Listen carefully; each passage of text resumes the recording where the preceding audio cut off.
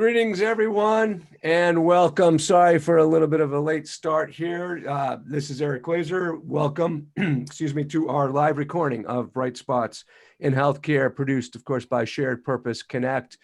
Our goal every episode is to find leaders in healthcare, like the all-star panel you have in front of you, to unearth success stories and bright spots that you may be able to learn from, understand better about, and maybe bring them to your organization. We have this motto that we have borrowed from the book Switch, find a bright spot and clone it. And that is our mission each and every episode. Really excited to have everyone here.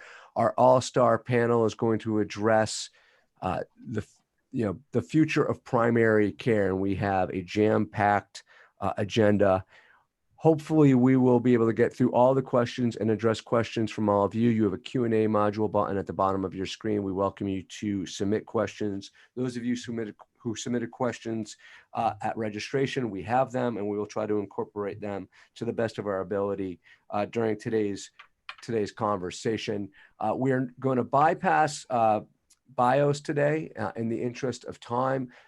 Sherry is about to give you, our lead producer is about to put up a link in the chat where you could really get a sense of some of the incredible talent and experience we have on today's panel and where it's going to come from. We also sent you an email with their bios earlier today.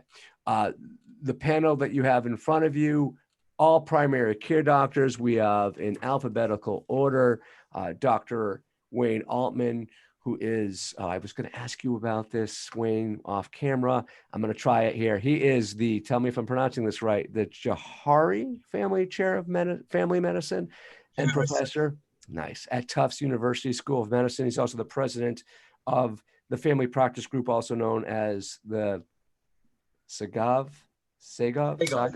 Center for Family Medicine. I don't know if I got that right. We also have Dr. Daniel Horn. He's the Director of Population Health and Quality at the Division of General Internal Medicine at Massachusetts General Hospital. Dan McCarter, Dr. Dan McCarter, who's the National Director of Primary Care Advancement at ChenMed, and Dr. Carolina Skripek, the Medical Director of Provider Engagement at Blue Cross Blue Shield of Michigan. So excited to have you all here. Thank you so much for taking the time to participate with us. I'm going to start off with you, Carolina, and ask you as a representative of, I think, the largest patient-centered medical home in the country. How, one, are you supporting primary care in your members today? And then when you think about how you have morphed your primary care delivery during the last 4 months or so, what are some of the innovations that have come out of the pandemic that you're going to transition to one day when this pandemic's behind us?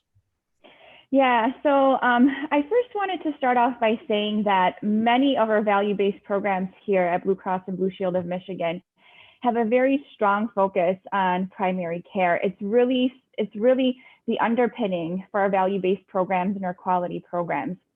And so we recognized very quickly that we needed to support our primary care physicians here in Michigan.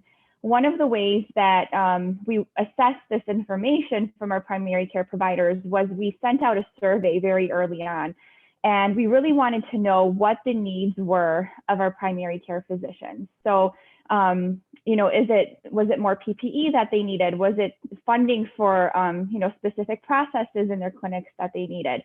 So we used that initial survey as a way to really interact with our primary care providers and to really gain an idea of where we could support them as a payer, the largest payer in the state of Michigan. Then we also held meetings. Initially, they were very frequent. They were on a weekly basis. Now they are currently on a bi-weekly basis where we gathered stakeholders, executives, the Michigan Department of Health and Human Services from across the state. And we really made a platform for providers as well as executives and others in the state to discuss the latest developments as far as COVID goes. So things like lab testing, what types of tests should be ordered, when should they be ordered, how to obtain PPE. And then also, that was also a great way to get even more feedback from our providers about what their needs were. Because in order for us to pivot our value-based programs as well as other programs at Blue Cross, we really needed to know what the needs of our providers in the community were. So, as far as what will continue after the pandemic is over, our focus on primary care and especially our independent primary care providers here in Michigan is something that we will continue to support, as well as things like team-based care and integration of behavioral health into primary care. Those are all things that even before the pandemic, we found extremely valuable. And we've been developing both our behavioral health strategy to be integrated into primary care, as well as team-based care to continue throughout the pandemic. So we relaxed our requirements for billing for care management or team-based care. We made sure that that could be done either through the telephone, audio visual, or if it was still being done in person, that could be done and billed that way.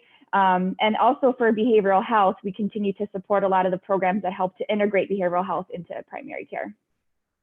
Right. So there's a couple of different directions we could go in here. I'm going to put team-based care and sort of the components of a value-based care or high-quality primary care program to the side for a moment and stick with sort of the present and the virtual care part, because we got to cover both here. So a lot of people have just experienced virtual care for the first time, and so both providers and patients. So I want to bring in Daniel Horn at MGH to first address one, how has that gone, from a clinical outcomes resolution rate perspective? And then maybe Daniel, if you could speak to, from where you sit, the limitations that you have on virtual visits for both new patients and then patients you already know well, and do you handle those differently sort of in the scope of virtual care? And then I may have a follow-up for you, and we'll put Dan McCarter on deck. Thanks so much.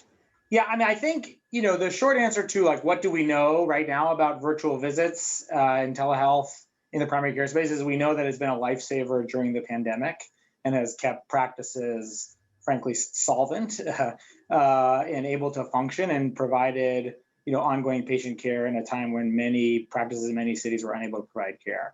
I think, where we've landed now at Mass General, as we have, fortunately at this point, the surge, is reasonably controlled, and our numbers, the COVID numbers are looking good. Our practices have, reopened with all kinds of accommodations.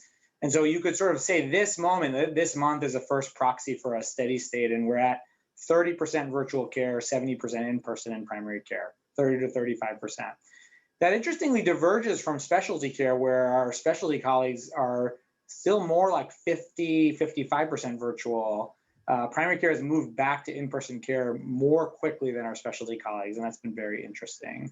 I would say in terms of, things that I'm proudest of, and I think I'm really bullish about for virtual care usage looking to the future, is virtual prevention. I think a lot of folks in primary care, and I just wrote about this in the New England Journal, have long felt like preventive care, and does not necessarily need to be done in person, does not necessarily need to be attached to a physical exam, and I think that there's a really bright future for, automated virtual or home-based testing, patient engagement materials to activate patients to do a lot of the preventive care themselves, and then virtual visit follow-up to offer clinician review of preventive care done by the patient, questionnaires that are filled out by the patient, and then a virtual visit where the clinician really just comments on all the data they've synthesized, and you can create a really high level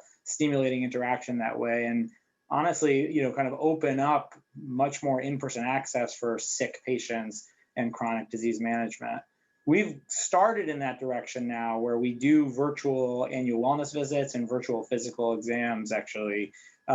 And in the state of emergency, we are very fortunate that that's all being reimbursed. And what we've done to get us started on the road is every virtual physical exam or virtual annual wellness visit is coupled with a digital questionnaire where the patient kind of fills out what we're calling patient-reported outcomes, that tells us depression screening, fall screening, a full review of systems. It's, I think, a really innovative approach that seems to have a lot of promise, and patients have really enjoyed it so far. Thanks for that. What about Dan at ChenMed? How are you guys? How is virtual care? How is it help? Is it helping with the resolution rates? How is it working for you? And are you handling virtual care patient by patient? Meaning you have a regular patient that you guys know well. Do you do certain things on a virtual setting that maybe you wouldn't do with a new patient? It's a good question. I mean, we are in a full risk model, full risk Medicare Advantage, capitated. So we made the change virtually overnight. It took about a week. We went from 95% in person to 70% or more virtually. Ideal, and our model has always been a visit with every patient every month. So we have converted. Again, 70%, we were coming back some, as Daniel was talking about, toward doing more face-to-face visits.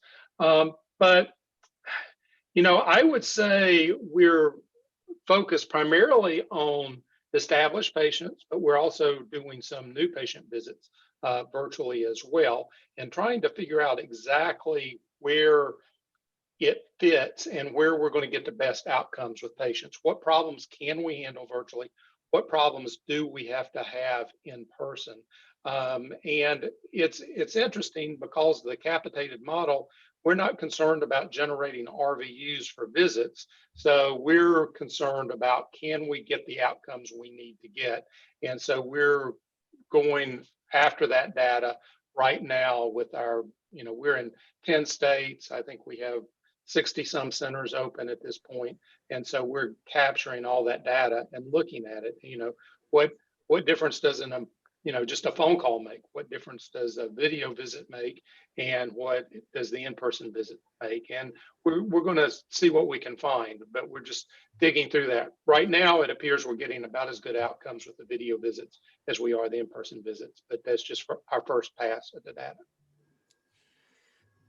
What about as far as payments go? I'm going to bring in Brack, our token payer here, Carolina. I mean, how are you guys thinking about CPT coding, and are you reimbursing at a reduced rate, same rate, or creating a different code? Yeah, so from the perspective of payment for telemedicine, we at Blue Cross of Michigan have been pretty progressive even prior to the pandemic. We recognized parity for reimbursement of telehealth services. So if a service is able to be delivered through telehealth in a similar fashion that it is for somebody who is in person, and that can be documented, then we would, reimburse on parity with that code. So we really allow most CPT codes that can be done virtually to be done that way and billed that way. We do ask for a specific modifier so that we know exactly where the place of service was when that service was performed. I do have to say that, we do value telemedicine, and I think, in certain patient situations, it's very valuable, and it does meet even the quadruple aim of quality improvement in healthcare, where, it can reduce physician burnout, it can increase access to care for our patients, and also, gets to things like maybe social determinants of health. So, we've recognized the powerful use of telemedicine here at Blue Cross even before the pandemic, and do support, parity. We are currently working on our long-term telemedicine strategy, and we're trying to examine where the greatest value for delivering a telehealth is, and where is it most appropriate. So is it most appropriate for certain situations, diagnoses, or, for others? So those are things we're still trying to sort out. And I did want to add that approximately 80% of or more than 80% of our primary care providers were using telemedicine during the pandemic, whereas before it was somewhere around the range of 8 to 10%. So we saw a great uptake. And then I also wanted to add that not only through reimbursement, through billing, are we supporting telemedicine, but also through various initiatives that we're launching to support our providers with additional funding to promote infrastructure for telemedicine and to sort of continue building telemedicine out. Nice. I have a couple of questions. I've got my audience questions over here, so I apologize for looking away from the camera. I want to throw in some relevant questions from the audience right now to the group. What are the advantages of telemedicine in providing longitudinal care? Does anyone want to take a stab at that? Oh, there's Sure. so many advantages. Go ahead. I mean, telehealth is never going away. The patients will never let it go away because they love it so much. It's so convenient. It's really quite embarrassing that it took us till 2020 in a global pandemic to actually make this, you know, the 8% that Carolina was just talking about is probably more than in most places in terms of using telehealth. And it's because of what the system financially would pay for. But now I have patients who have healthcare needs who set up a telehealth visit and they're on their job on a construction site and they just kind of step away for 5 or 7 minutes, ask their questions, get their needs met, the labs ordered, their prescriptions refilled, and then say thanks and go back to work and never needed to take any time off of work. A lot of our patients get paid if they work and don't get paid if they don't work. And for a lot of people, the medical establishment creates so many barriers to getting their care and so many inconveniences to getting their care. And the patients are sitting there wondering, what took you people so long? This is so convenient and so helpful, and we're never going back. Yeah, and I agree with as always, I agree with most of what Wayne said. And I would say, you know, with the you know, the additional potential of, you know, starting to really automate and, you know, prepare appropriate diagnostic testing in advance of a virtual visit. As you think about, you know, kind of needed diabetes follow-up, a diabetes visit, a visit for a patient with diabetes on video without data may not be a high value visit, but I think we can quickly get there, right? Where we're using, you know, registries and kind of big data infrastructure to identify what patients need to be prepared for a video visit in a way that you know, makes it a much more meaningful, useful utilization of healthcare resources. I think there's a lot more upside to, you know, asynchronous questionnaires, as I said, sort of, you know, in 6 weeks you're going to get a blood pressure questionnaire for you to fill out and let me know how you're doing. I think there's just like so much more potential there. The only caveat I'll add to all of this is what we're seeing, you know, at Mass General in our more vulnerable population is that they are really struggling to access video care and are predominantly using telephone care or not receiving care at an alarming rate compared to our, you know, patients of higher socioeconomic status. And I think, you know, for the large health systems watching this panel, I think if we don't start with transparency right now about who is getting virtual care and who is not, then we will in 3 years realize we have created a, you know, a bit of we've made some mistakes in ensuring access.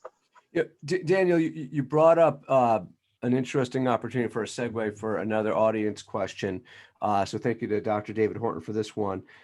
How is, because you talked about data, right? So how is remote patient monitoring and technology influencing the practice of primary care? Do you want me to take that one or take a stab at it? I know Carolina may want to swing at it, but go. My 2-second answer is I think there's tremendous potential and there needs to be a lot of movement on the payer side to help support, you know, kind of home-based technology and, you know, much more development, I think, in the startup world for stuff that we can deploy. I think we have very little right now, frankly. But what we do have, for example, like Bluetooth connected blood pressure monitors or even, you know, 3G cell phone service connected blood pressure monitors, very hard to get reimbursement in a fee-for-service model through most payers. And so like, we'd love to send out 25,000 of them next week. But I need to get someone to pay for that. Do you have anything to add there, Carolina? Yeah, so just to kind of add to that, so we also recognize that remote patient monitoring is really the future. We know that data from our patients is necessary, whether it's blood pressure or maybe blood sugar data, you know, that can be transmitted to our providers so that they get a better idea holistically of how to treat their patients.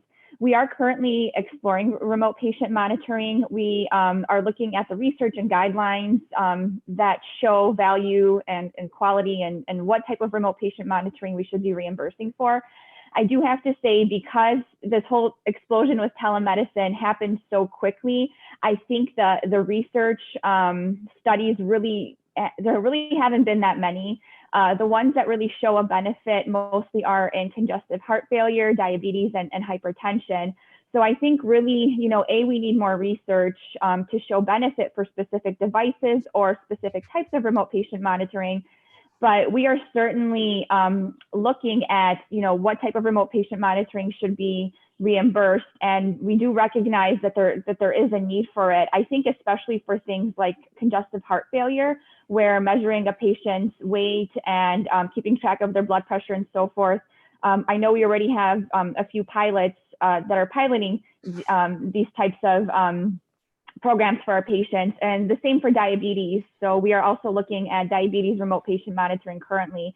And I think as the evidence becomes available over time, we're going to continue to keep up with that and see how we can reimburse for where we find the most value for remote patient monitoring. Eric, Go ahead. One other thought on this. I think that this is definitely the future, and the more we have home monitoring and use of technology and use of artificial intelligence, which is all fast and furious coming down the pike, the more we have that, the more primary care becomes relevant, because primary care is about relationships. It's about our patients trusting us and trusting us to help them navigate all of this data and what's going on. And so as we move forward with this in this technological world, I think primary care job security is in great shape, because we're going to need to really invest in primary care to help our patients navigate all of this data and technology. Hey, Wayne, I trust you. I'm not even your patient. Yeah, the one thing I would say, I keep hearing us talking about reimbursable, and I really think we have to start paying for outcomes. And if you're paying for outcomes, I mean, in our model, being the value-based care model, if we're getting good outcomes, we're going to do it. We're not worried about whether the insurer will pay us, because we're in that competitive environment. I did like what Wayne had to say about artificial intelligence, but then I think we have to determine what we're monitoring. It's not only the patient, but what about a smart home? Are we going to monitor how frequently the toilet's flushed? And a diabetic that starts flushing their toilet more frequently, maybe their diabetes is getting out of control. It doesn't have to be rocket science, but there are a lot of things that we could start doing with artificial intelligence that would give us information about the patient. A quick PSA that if you want to get involved in the conversation, please use the Q&A module. We got a lot of people on the call. The best way Sherry and I can manage the queues to the Q&A module, meaning if you have a question for the panel, please put it there and not in chat. I'm going to actually take this opportunity to do a quick little plug. So Shared Purpose Connect, we're always trying to provide value to everyone. We don't take for granted the time you spend with us each show. And we were doing some primary research around what else we could do to help everyone in our sort of world, our sort of community. And one of them was to help maybe with the due diligence around technology. So we started looking into the technologies that maybe we could help you with, ones that are really top of mind where you may start investing. And one of them is remote patient monitoring. So we're calling these innovation showcases. And what we're trying to do is bring together providers and payers, if they want, into a small group, into a half-day session where they get to meet 3 to 4 innovative solution providers in technology areas, aka remote patient monitoring. So you could learn more about the technology, what's out there, and maybe one of those providers is a potential partner for you guys, or at least, at the very least, you hit the ground running with a lot of interesting insights. We're going to produce the day or the half day in a way where every demo is going to have the same format, so you could really compare apples to apples. And maybe the most powerful part of the session will be your ability to collaborate with other providers at the session. So I'm going to actually ask Sherry to put up a poll. If you guys are interested in learning more about our showcases, we have 2 scheduled. The remote patient monitoring is going to be on October 4th, I believe. And then we're doing one on patient scheduling, technologies as well. And that one is going to be on I'm sorry if I'm getting this right. So October 21st for scheduling and November 4th for remote patient monitoring. Screwing that up. So if you're interested in either of those, you want to learn more, and you're a provider, or even if you're a vendor in that space, click yes on the poll, and we'll follow up with you, maybe get on the phone with you and get your feedback and tell you more about how we want to execute on these showcases coming up in the fall. Again, it's our effort to further support all of you on the front lines in healthcare and saving you time. All right, that's my little commercial, opportunistic commercial there. Let's get really into the meat of this. I'm going to bring back Wayne now into this. I want to talk about core components. So we just talked about virtual. What core components do we need to be successful in primary care, both today in 2020, but thinking beyond that in the next 2 or 3 years? So we already covered virtual, so we'll keep that out of it a little bit. But what are certain things that, Wayne, you guys are thinking about that you already have as part of your practice, and maybe you're thinking about adding to your practice as you think about primary care today and tomorrow? So we're part of a group, kind of a primary care advocacy group in Massachusetts, and we've made a list of what we call primary care transformers, and these are things that lots of practices are already doing. Things like group visits, community health workers, health coaches, integrated behavioral health, care managers. We have a list of about 15 of these, patient advisory councils. And these are things that so many people have already started to do, but we need to invest more because almost all of these things take resources that are not paid for. And we need to start to shift the way that we pay for primary care and healthcare so that these things are incentivized and paid for. Because I believe that when we invest in primary care, potentially doubling our primary care investment, it will pay dividends down the line. 5-10 years down the line, we will see significant savings, if not earlier, in primary care. Two things that I'm a huge fan of that we do here in my practice. Well, three things are integrated behavioral health, medical scribes, and group visits. And we have Hey Wayne, Go ahead. can I ask you to hold off on group visits, because I want to get into that later on, but the other two I'd love you to dive into, because the group visits Sure. I've got. Okay, so integrated behavioral health is it's a game changer. It's magical. Our patients are conditioned and used to having incredibly poor access to behavioral health resources, especially children. And then when you tell them that you're recommending behavioral health as part of their care plan, and that their behavioral health provider is down the hall, and let's walk down the hall because I'm going to introduce you to them. Like mind blown. They can't believe it.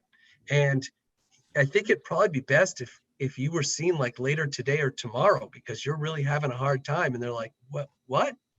Really?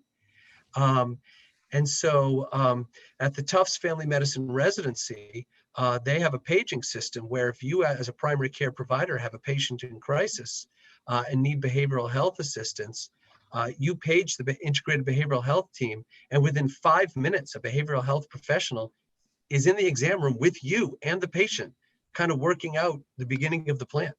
It's extraordinary. And it should be the standard of care in primary care.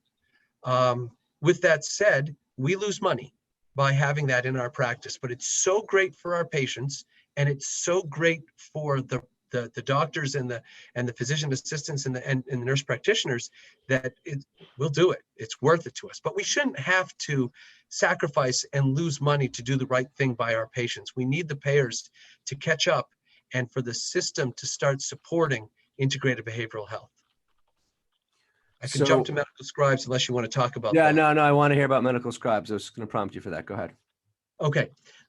So I also think medical scribes are a game changer. There are some providers who are so convinced that they are fast and great typists. I am not one of them.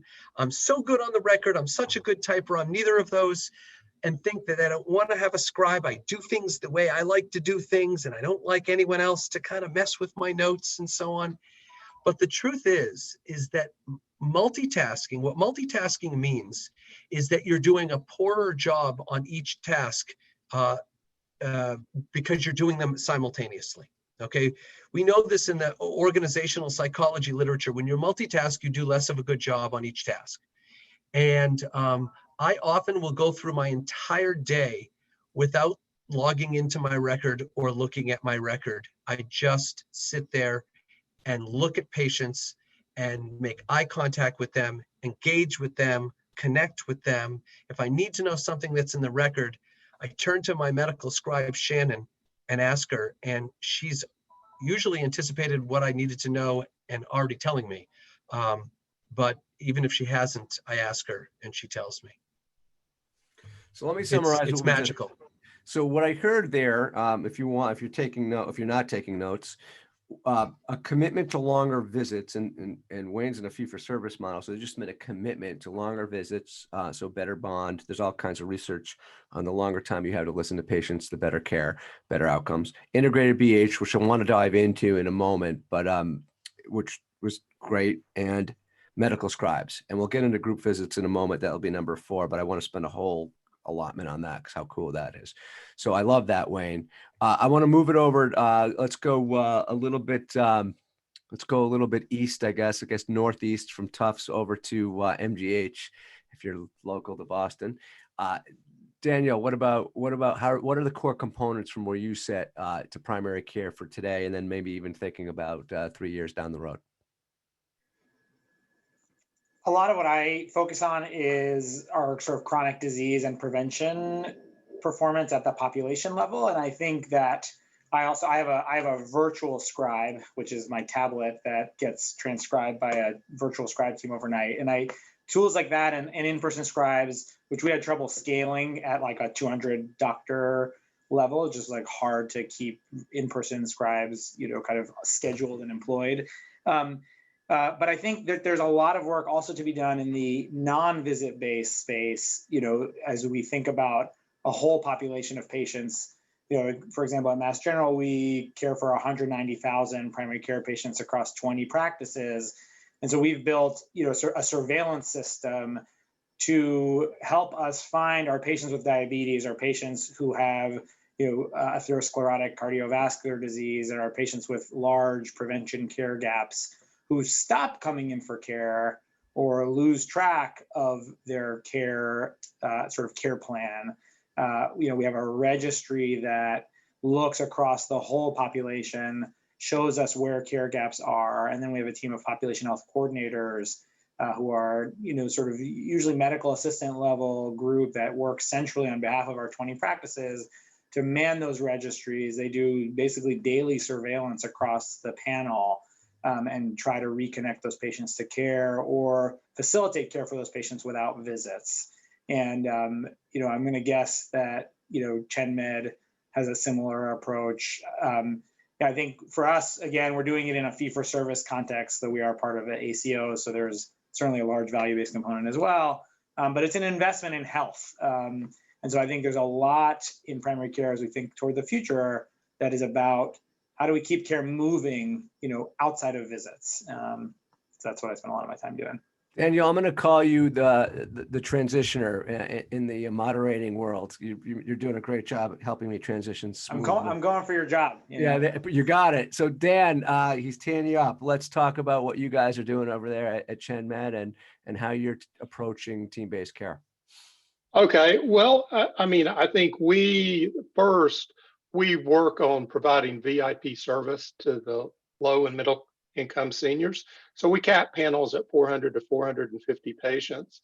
And then each of our physicians has a care promoter, which is basically a medical assistant. They also have a facilitator and a care coordinator they work with.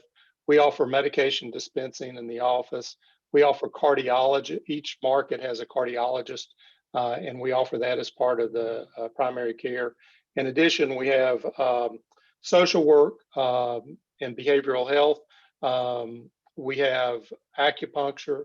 And so we offer, and pre-COVID, we offered Tai Chi or exercise classes as well. So I think the fact is that we have we spend a lot more on primary care, obviously. we offer transportation for the patients to come into the offices. But we do it because by spending more on primary care, we save money on the back end because we're at full financial risk. So we save 30% or more on that. And in the full risk world, that's a no-brainer to do that and have that robust primary care. So that is the cool thing about what we do, is if it makes sense to add something to it, then we can do it and it'll pay for itself. We're not, again, we don't have to go to Carolina and ask her to cover it or pay us for it, because we pay ourselves for it if it works. So can we outline some of the components that we heard there? I know you've got that promoter, which is a medical assistant. Right. Let's list the people sort of on the team, just so everyone can hear it and conceptualize that if and how they want to kind of reorganize their approach. Okay, so we have the care promoter who is paired one-to-one with the physician. Mm-hmm. We have the care coordinator who takes care of the referrals going out, managing it to our preferred provider list, because we're obviously tracking the outcomes of the specialists, and then making sure we're getting those records back. We have the care facilitator, basically the scheduler or the front desk person. We have the behavioral health, and different markets do it differently. Some markets use behavioral telehealth. The Richmond, Virginia market has has 2 licensed clinical social workers and a half-time psychiatrist that works on it. We have a transitional care team. So we have case managers that will follow patients at home, the high-risk patients, but they will also follow patients into the hospital and make sure that the hospitalists are getting connected back to the PCP, and then they will follow the patient when they go home. Those are we do offer dispensing, but that's physician dispensing in the offices. We offer classes. They're not really group visits, but they're classes on heart failure or on diabetes. But again, that's been on hold during COVID. That's great. Dan, you're trying to take Daniel's job because you just teed me up nicely. Wayne, let's talk now about group visits, since Dan mentioned it, and tell me a little bit about tell the group about how you guys are leveraging group visits, and then maybe at the end, delineate how you think of group visits differently from SMAs or shared medical appointments. So group visits, about a decade ago, I was feeling very frustrated about how much positive impact I could have with an individual patient in a one-on-one setting, and how many patients I could reach as one person. And I discovered group visits and started them up with a dietitian colleague of mine. And we looked around, and it was an unusual model, a doctor and a dietitian pairing together to lead group visits. There were a lot of dietitians leading groups and a lot of docs leading groups, but not them together. And it turned out to be a really good pairing because there's a complementary set of knowledge that goes well together. And we started groups in our practice, and it's gotten there's so much demand that we do 3 groups at a time now, and about 30 people in our practice of I'd say about 9,000 patients in our small, medium-sized practice. And so we have a 15-session program that runs about weekly over about 18 weeks. We skip a few Tuesdays, and it's the anti-diet. In fact, we say that DIET is a 4-letter word. Don't even say it. And our patients have done extremely well. We've had about 300 patients go through the program over 10 years, lose about 6,000 pounds, and keep most of the weight off. And that's the hard part, is really helping people transform themselves so that the wellness habits that you're teaching them really become their new normal and the new you. And so that they're not regaining the weight, because everyone's roller coastering with their weight, and that's not what people want to do. And it's had a dramatic effect on people, not just with weight, which is nice, but more importantly, people curing diabetes and curing pre-diabetes and coming off of their blood pressure meds and their cholesterol meds. And one of the things that we've discovered, that one of the biggest barriers to people making this kind of transformation lifestyle wise is their kind of abusive inner dialogue, where they're talking to themselves in very negative ways. And you can sit there in a one-on-one encounter in an exam room and say to a patient, you need to be nicer to yourself. And they'll say, yeah, you're right, I do. But you might as well say, you should probably eat less. And they'll say, yeah, I should. But what good does that do? It's not it doesn't change behavior. And so what we've found is patients have figured out how to start changing their inner dialogue and how to be kinder to themselves. And then they start sharing that with each other, and they make each other cry. And it's extraordinary. And I love watching group magic occur.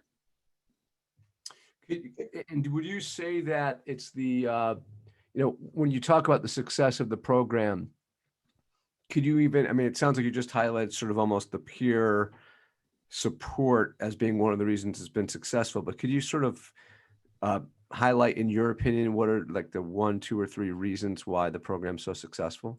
Support and accountability. I mean, if I had a dime, Eric, for every time a patient has said to me, I know what to do, it's doing it that's the hard part, I'd have a lot of dimes. Okay.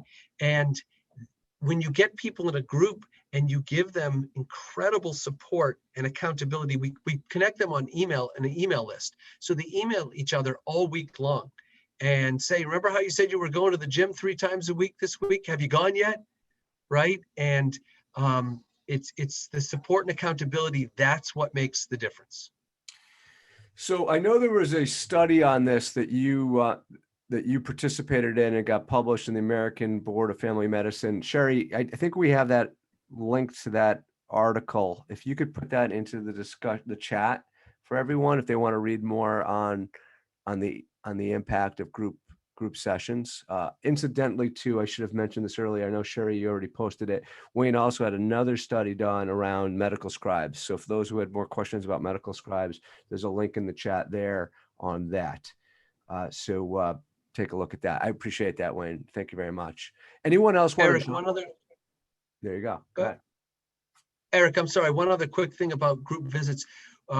Earlier we were talking about annual wellness visits. I forget who was mentioning those. I think it was Daniel. And we've done group annual wellness visits virtually.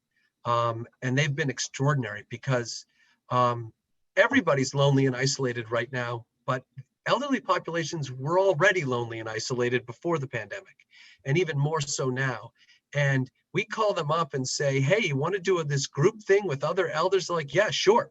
And they connect after the visit, and they have new friends that they're calling and so on, and Zooming with, and it's gone very well. We've done groups.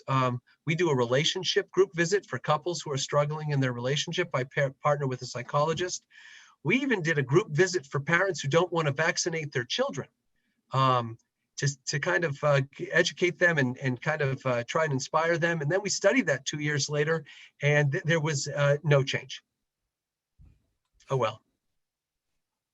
Yeah, all I would add is I think this is such a big area for virtual groups are such a growth area. And I think, we've sort of abdicated social networking, which could be coupled to group visits or, sort of a joint offering that's like a patient social network with, engaged group visits virtually. We've abdicated that whole space to the startup world or to, kind of a toxic environment when, it could be used for health very effectively. It's a good point. I want to go back to behavioral health. I see we're getting short on time. To that end, folks, you're going to get an email. It's probably coming into your inbox right now from me, like you haven't received enough already. It's going to ask you for some feedback, and it's really meant to drive our programming and what else we could offer to you. I mentioned earlier that we don't take for granted that you're spending 60 minutes of a busy day and a busy week, and you're probably paid very well, and your organization's letting you do this. We take that that responsibility on and view it as important. So we want to make sure each show is adding true value to you. And so this is your opportunity to provide some constructive criticism to us, provide guidance on our next topics. You'll see a list there. It takes 2 or 3 minutes to complete, not very long at all. Our regulars know and have seen it. We modified it a bit this week. So please take the time to take it. I don't want to scare you, but if you don't take it, you'll be getting a lot more emails from me reminding you to take it. So save yourself some inbox noise. And while you receive it before the end of the show today, just give us some feedback. We've got a lot of topics we're trying to fit in this year and early next year that we'd love your insights on. Thank you for that. So as we look at behavioral health, guys, and how we should be integrating it, it was brought up a couple of times when we were talking about team-based care. Wayne dove into it a bit. Carolina, about payment and how you guys are thinking about even your PCMH world, behavioral health. How are you thinking about behavioral health and primary care? Because I personally believe it should be one and the same. How are you guys thinking about it at Michigan?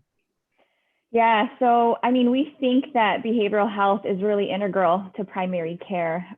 We see much worse outcomes for patients when it's related to their chronic medical conditions, when they also have an untreated mental health disorder. And so one of the things that we are doing is we are actually reimbursing for a program called Collaborative Care, which is out of Washington. And how that operates is really through a patient-centered team and with a registry. And then the team includes a PCP, behavioral health care manager, and a consulting physician. And so what this really helps us solve for is the lack of psychiatrists, because we all know that there is an extreme shortage of psychiatrists and that it's very difficult, as Dr. Altman mentioned, to get our patients in to see a behavioral health specialist. There may be barriers to that. So embedding a behavioral health care manager into the clinic who then interacts with a psychiatrist, they will review as many cases as they can, sometimes, maybe 40 to 60 cases that, those problems can't be solved just by the PCP. And maybe, patients who have mental health disorders that are way out of control and they do need to see a psychiatrist. They need that higher level of care for their mental health. And so some of the things we've been able to do is actually eliminate cost share for our members for this type of program. And we're also incentivizing psychiatrists. So if they do participate in this type of program, they would be, making even more money than they currently do. And so, this is one of the ways that we feel, embedding this type of care team-based model will improve mental health for our members. Does anyone else want to jump onto that, or are we good? You're on mute right now. I'll assume no. I did want to add just one other thing, Eric. There was a study that was recently published in JAMA that showed that this type of model, this type of collaborative care model, did improve outcomes on things such as, I believe it was diabetes, maybe hypertension as well. So we are seeing, that these type of models do improve outcomes from our patients. And we hope that by reimbursing and incentivizing this, more primary care offices will adapt this model. So do you have you don't happen to have the link to that, do you? Because if you got it to us, we could post it for everyone. Incidentally, Sherry, our producer, is about to provide a link over to the AIMS Center, which is the program at Washington that Carolina was alluding to. If you haven't heard about it, it's been around, but if this is the first time you're hearing about it, it's a quick read and gets you acclimated with what the philosophy is. I was going to say, Eric, we did in my previous life, when I was running an ACO at the University of Virginia, we did a pilot with the impact model. And the issue was we got a behavioral care manager that we recruited from Alaska who had been doing it out in the wilds of Alaska and moved down to Virginia for family reasons. Turned out he was a licensed professional counselor, not a licensed clinical social worker. And after I hired him, I realized he was not a billable entity to Medicare. And therefore, we were having to provide the service for free. And so that is the hard thing about getting behavioral health paid for in the primary care office. And again, I think that's what I like about the capitated environment, is we don't have to worry about whether the individuals can bill for it. But the more you can loosen it up and make it possible, if they're working under the auspices of good primary care physicians, like my esteemed colleagues here today, it would be nice if they got paid for it rather than having to find the small number of people who can actually bill for it.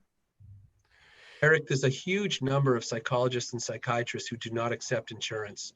They decided a long time ago that they'd like to make a reasonable living and just accept cash. And we're like struggling financially otherwise. bailed on insurance years and years ago. And that really adds to the access issue. Yeah, Wayne, that's a good point. That's why, we're coming up with these incentives that pay more to our psychiatrists so they can participate in these types of models. We're hoping, to bring them back in that way. Great. So, I mean, we could do a whole session on this. And incidentally, I know a lot of people had asked questions around telemedicine when we hit that earlier on. And I know that's a whole nother show too. If I go back there, we'll never get out of it. So I'm going to, I'm happy to produce another event on virtual care and primary care and just virtual care, and we stay on it. We can get those questions answered. I have to admit, so many topics to cover here and so many different directions we could go as I'm looking at these questions. I'm going to make the executive decision to go with this one that sort of end our hour because it's so topical. This probably warrants more than an hour of our time, never mind 6 or 7 minutes. But as primary care models evolve, how are we doing a better job of creating equality around access to quality care, especially in urban and rural markets, but especially urban markets, especially with everything that's been going on the last week, the last month? I don't know. Dan, do you want to take a stab at that first, and then we could jump in after that? Maybe if anyone else has anything to say about it, opinions or specific examples. Sure, I'll be happy to. I think as a society, we're not doing what we need to do for the neediest patients. I mean, at ChenMed, we've got a business model that works, and we focus on the old, the poor, and the sick, and we go into the neediest areas. But there is more need than we can do by ourselves, and we have to have models that help pay for that care. And so I think, our model is to have the smaller panels, to have the patients have ready access to us, and then for the most part, for us to be able to do fee reduction if the patients are indigent. So we don't ever really have a copay that's a limiting factor coming between the patient and their PCP. I don't know how we do it as a society. I think having to pay for primary care is like putting a coin slot on the dashboard in my car and making me put a quarter in to put a seatbelt on. Good primary care saves money everywhere else in the health system. I don't know why we're not offering that and making it available to everybody at a reasonable price. But I would love to know what Wayne and Daniel think about it, because I think there's a lot being done. I think at ChenMed, we're doing some cool things, but I think there's a lot more that could be done. Anyone else want to jump in? Daniel and I had a robust conversation just less than 24 hours ago about considering social determinants of health in when you adjust for risk and when you allocate resources in primary care. And right now, we're not doing that. We are not accounting for housing stability and food insecurity and other social determinants in an effective way. And I have colleagues who work way harder than I do, who work in community health center environments and get paid way less than I do. And that doesn't seem right. We've been advocating for global payment in primary care, especially in light of the pandemic, where fee-for-service is financially catastrophic. And we learned about, I think it was Blue Cross Blue Shield in Western New York that was jumping in on this model of global payment for all of primary care. And they were paying, for the commercial patients, they were paying, I believe it was $42 per member per month. And for the Medicaid patients, I think it was $12. And that tells you everything you need to know. And it's not, I don't mean to pick on Blue Cross Blue Shield. It's not like they're the only ones doing that. That's across the board. And so there's a lot of doctors who don't want to take Medicaid patients because they don't pay as well. And that's how the system set it up. So we have a system that gets the results it was designed to give. And right now it's designed to give atrocious inequity. And we have a racist, inequitable healthcare system right now. And we need to call it out for that. And we need to start working hard at fixing the structural, systemic aspects of the racism and inequity in our healthcare system. You know what, Wayne? I know we were talking yesterday or the day before about possibly doing a whole session on global payment. Maybe the play is to include global payment as a part of a racial inequity kind of panel and address that. We'll talk about it offline, but I think you bring up some great points, and it's something I want to cover and thoughtfully cover at a future session. All of you guys can provide feedback through that survey again. Before we go, I'll let someone else jump in on this. I just want to remind folks, our next session, I put a link to it, is on the 10th of September. We're covering empathy in healthcare. It's an unbelievable panel that Sherry put together. So we look forward to seeing you there in September. And we also have a COVID and cold weather session that we are currently organizing too for October.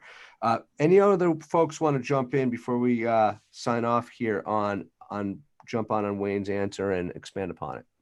Yeah, if you don't mind, Eric, I just, from a payer perspective, so we are working on incentives currently for social determinants of health. We are very critically evaluating how to aggregate that data and how to best serve our members. So it is an area that many payers are actively pursuing, and what the best way would be to aggregate that data and help our members, as well as things such as implicit bias in healthcare.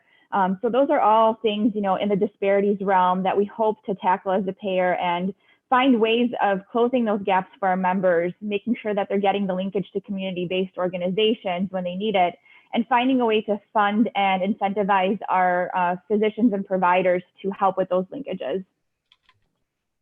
That's great. Anyone else? We're good. Man, the health system level, I think, just start, one really important place to start is a disparities report. Again, data transparency around how are we doing across race and ethnicity, how are we doing across zip codes and all of the things we measure ourselves on. We shouldn't be rewarding ourselves when our population is doing well, but our most vulnerable within that population are not. 100%. I know we have so much we could cover here. I'm looking at the top of the hour. I want to be sensitive to everyone's calendar and be respectful to everyone.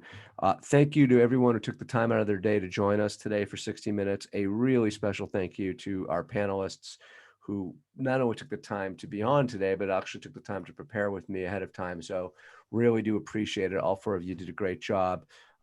Please take the survey and hopefully join us on the 10th of September. And this will mark the end of our session.